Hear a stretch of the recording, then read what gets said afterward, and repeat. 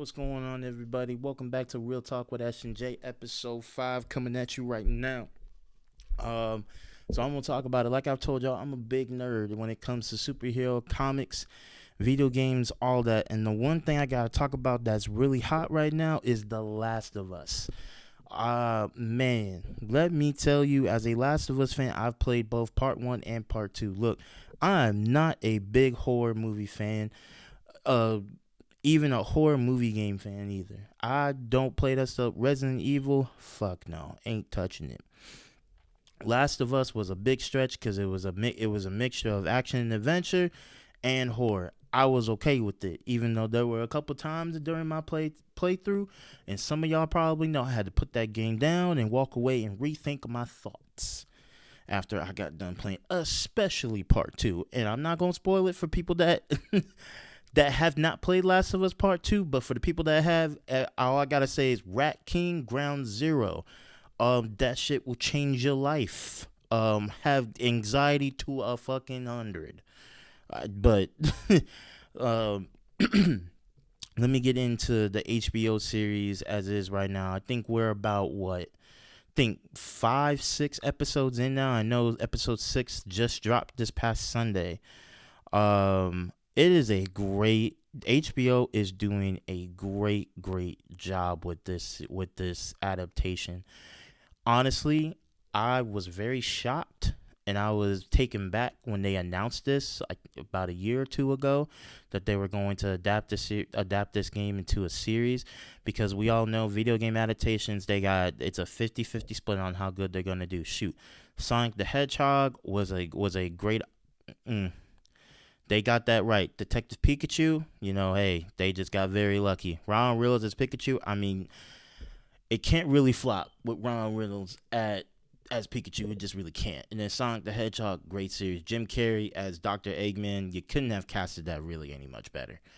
But when it comes to The Last of Us, I think just how they have captivated everybody and just really got everybody in tuned with this whole entire story, because it's so interesting and funny to see people watch this who haven't played the games that are like, damn, this shit's really sad. This shit is depressing. Yes, that's what this game is. The world has gone to shit. The zombie apocalypse has happened.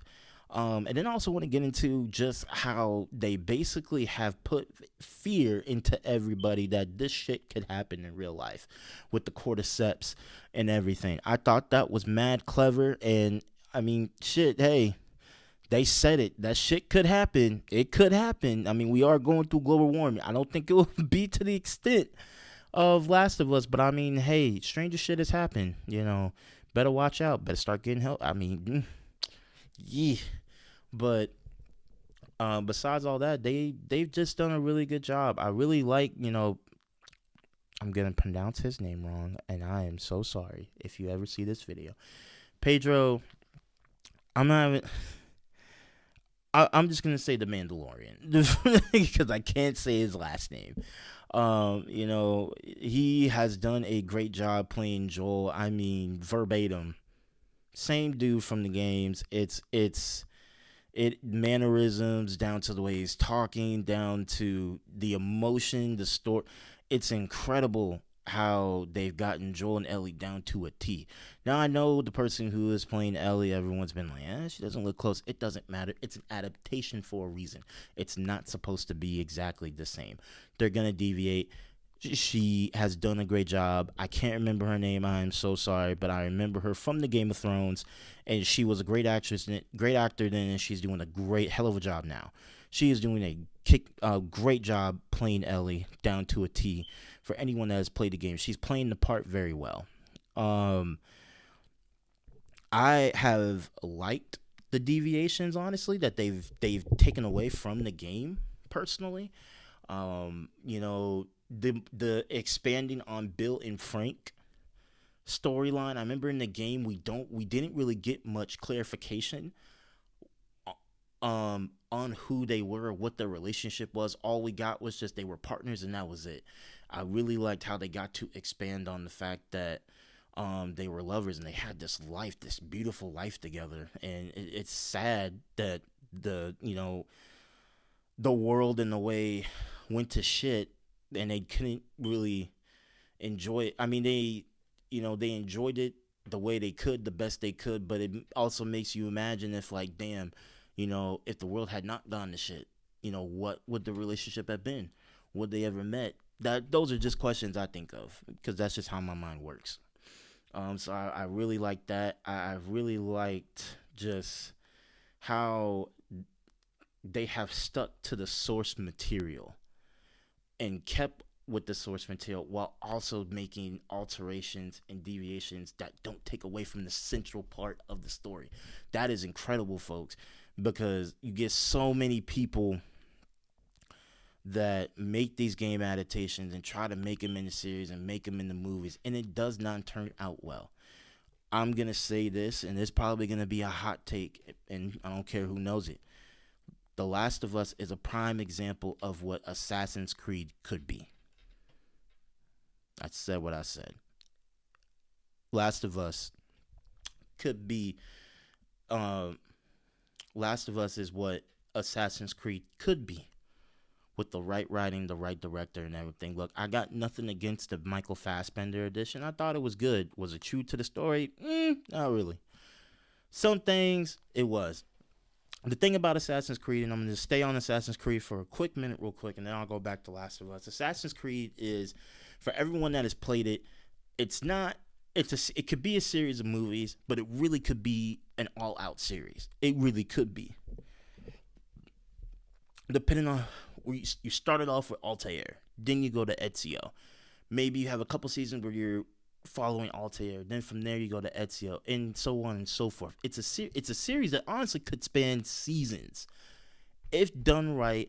If you stick to the source material and deviate, where need be, where you can get away with it.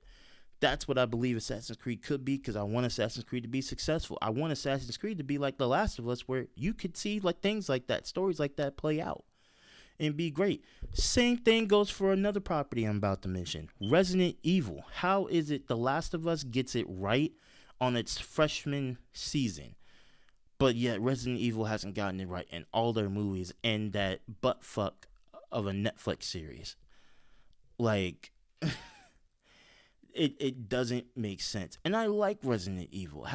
I've played a couple of the games, and I've watched some of the movies, and they don't hit the same. You just keep doing the same thing, same plot all over again. You just slap new shit on top of it, but it's still the same thing, and it still don't come out right. The graphics are cool, the fight, choreographies are cool and stuff like that, but it's still crappy. Let's just call a spade here.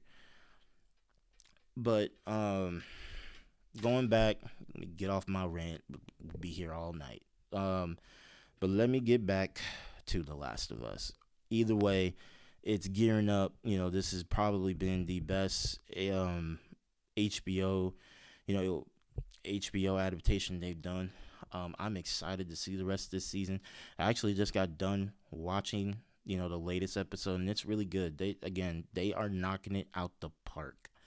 I know they have announced the season 2, and I'm really interested to see. All I'm gonna say is, season 2 might be sad, and I'm gonna leave it at that, because if you've played the games, you know what happens in part 2. And my one wish list is, I hope they deviate away from that. Will they? I don't know.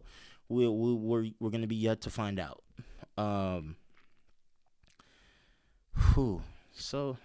much with the game. Oh, another thing I want to mention too. The clickers, man, and the bloaters that they have shown. Oh my god.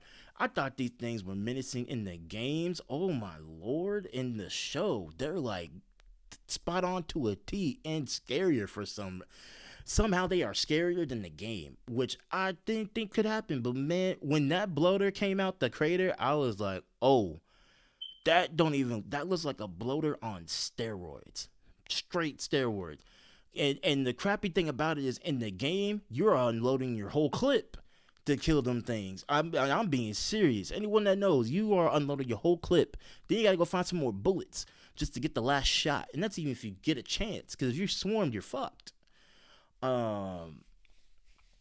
And it's just like so many different things from this, man, that they've got to the T. Like the Henry and Sam storyline, that was really cool. The fact that they made Sam, uh, they made Sam deaf just added more emotional depth to it than before, and I thought that was just impressive. It actually made me cry when I watched it because I was like, damn, that's really sad. I mean, you know what's happening, you know what's gonna happen at the end of it, but it was just like, damn, maybe they would have a chance.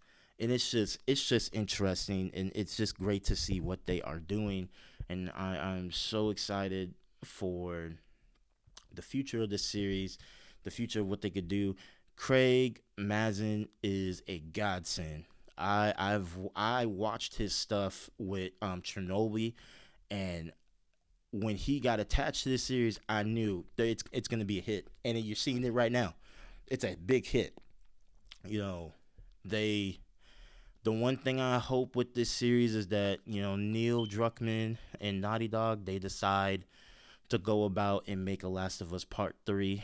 I don't know what it would be about, but you could find some story in there. I mean, the main characters that live, they're still alive. You can still do something with it. I don't know what, but I hope this prompts them to start turning the wheels and start thinking maybe we can make a part 3, because I think that's what you need, because it would be sad to see this series end after only 2 seasons, because that's only so much material you can go based off of till you really start deviating away from the story, and I don't want to see them deviate away too far.